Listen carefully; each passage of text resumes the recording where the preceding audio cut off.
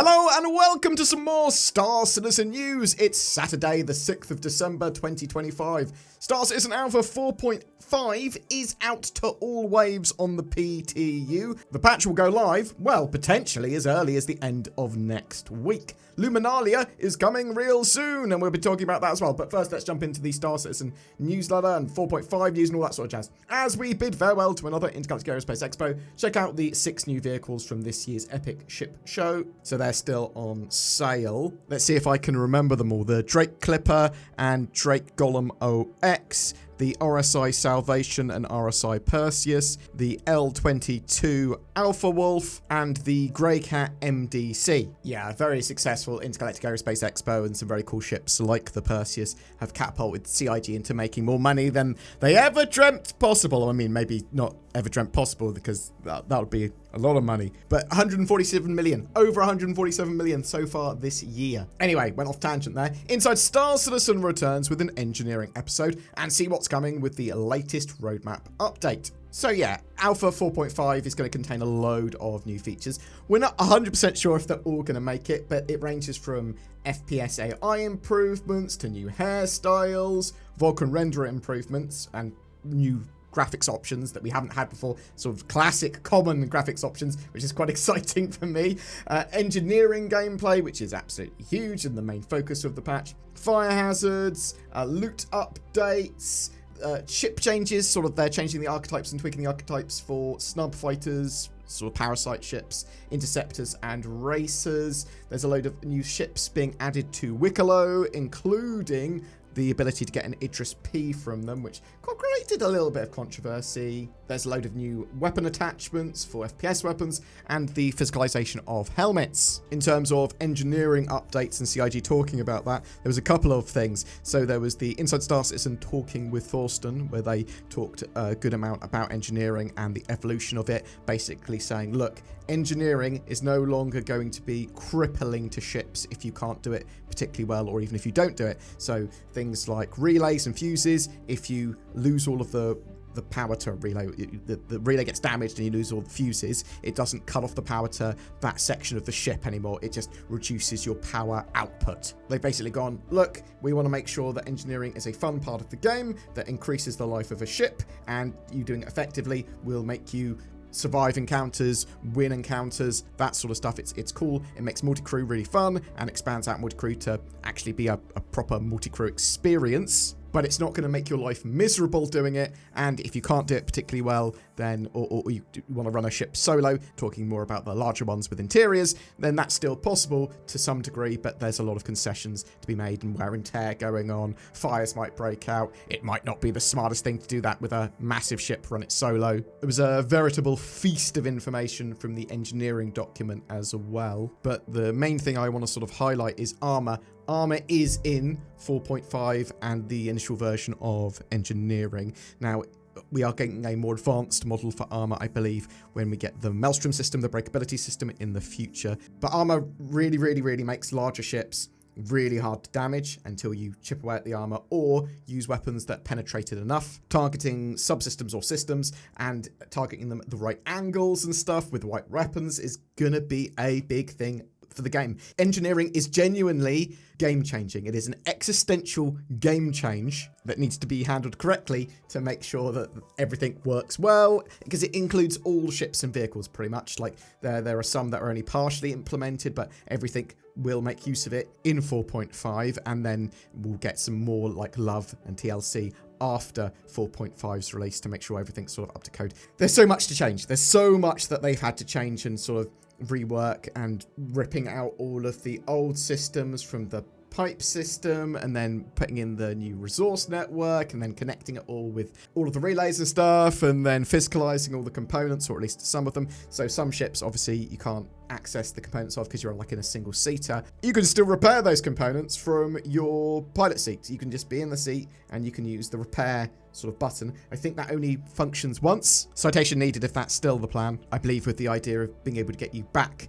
to a station so you can actually repair your ship properly, and wear and tear is also a big thing. Anyway, sorry, I ranted about engineering and all that sort of stuff, but it's nearly here. Fire, heroics, occasional component maintenance, all these and more await when engineering makes its debut in 4.5's live release. Well, I mean, 4.5 in general. It's made its debut, I suppose, already with the PTU, but yeah, it will be the proper full engineering experience. And hopefully it will be in good shape. Talking about good shape, Alpha 4.5, we've got a new patch that was released not too long ago. The testing and feedback is still stability and bug fixing, engineering, armor, ship balance, wear and tear has been partially disabled apparently for the build. They're also testing Vulkan renderer and graphic settings updates, physicalized helmets, snub fighter and interceptor balance pass, and the racing ship pass. There is some new bits and bobs with this patch as well. Engineering and fire gameplay saw some updates. They've added fixed text when a part is fixed using diagnostic MFD, updating ship status displays with components, further engineering screen visual polish with switched door states from locked versus unlocked to open versus closed, and removing bright highlights on doors, smoke and fire rendering vis area and network polish pass. Fire's a really interesting one in the PT at the moment because it sort of appears on certain clients and not others, and will suddenly break out when it's not supposed to, so I think it's a bit desynced with different clients and the server, which is interesting. They've updated the stands and flight music to use the newer flight and FPS distinction method for more correct music usage. There's a load of bug fixes as well in the patch, so over 140 have been made since 4.4, I believe, but in the latest one, they've corrected some issues with the Razor's CS emissions being far too high. They finally corrected the issue with engineering panels where you couldn't see it because it wouldn't focus on and zoom in properly. Turtles could be used as fuses. What? That doesn't sound like a bug. That is a fantastic feature. That is a genuine patch note. Turtles could be used as fuses, and now they fixed it. Hopefully. Maybe. I'm actually not hopefully. Hull C. Automated cargo loading will complete transfer without giving the player any cargo on their ship. That is now hopefully fixed. They fixed 2 client crashes and a server crash. So there's some stuff that's still listed as not ready for testing and feedback, and some stuff that could drop from the patch or is in just a partial state. And this is FPS AI improvements, ship light amplification detection, persistent universe loot refresh and collector rebalance, additional hairstyles. So hopefully all that stuff will make it. There's a lot of talk of ship weapon effective distance appears to have been lowered. Engineering is potentially making it a lot harder for solo players in lots of different aspects of the game. CIG are trying to get the patch as stable and performant as possible as well, while taking this feedback into account and getting engineering in the best state they can for live. They want 4.5 to be the best patch of 2025, because probably 2025 will be judged on how good the Star Citizen experience was by the end of the year, in the first year of them focusing on playability. 2026, they've got loads of ships turning up. They've got some features going to be turning up as well, and they want Star Citizen to be in the best state it can be to build on that. And 2026 appears to be the year they're going to release Squadron 42, and they want Star Citizen to look great so people transfer over after playing it and go, this is a great game. I'm really interested to know your thoughts on 4.5. Have you been playing it? Have you seen all the engineering stuff? What do you think of that?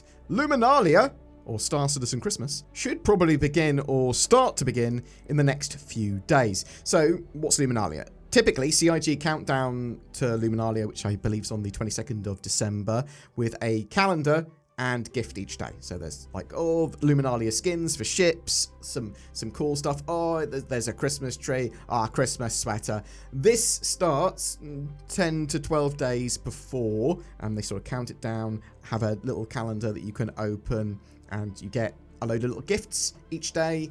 This can be from in-game skins to flair to clothing. The sneak peek in the newsletter this week is a surprise awaits under the tree. So, and there's a little picture of what appears to be a pot, probably for a Christmas tree or Luminalia tree, and a shadow of said tiny tree. Yeah, I assume this is a Luminalia gift that we're going to start to get free with this year's Luminalia calendar, maybe at the start of it. I did want to say as well, actually, the Misk Expanse, that concept refinery ship, they've lowered its capacity for cargo, or for ore, again, down to 64 SCU. It had gone up to 128 SCU for some reason earlier in the year. That might have been because they went, oh, it's actually going to have a load more bags, or because they were considering its internal buffer for ore and refinables as well. Don't know why, but they've moved it back down to 64 SCU. It's not a big deal because it's got detachable saddlebags, so it doesn't really matter. You'll fill these up and then drop them off for another ship to take, probably, maybe.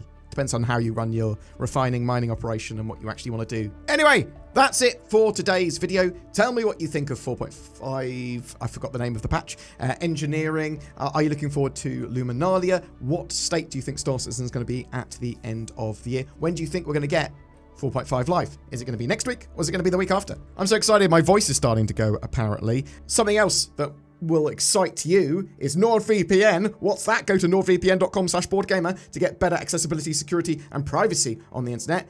I think NordVPN is an essential part of your internet toolbox, and you can just use the links below, get a huge discount on it. Everyone's happy, especially me, because I get a kickback from that. But also you and NordVPN. They're all happy. We're all happy.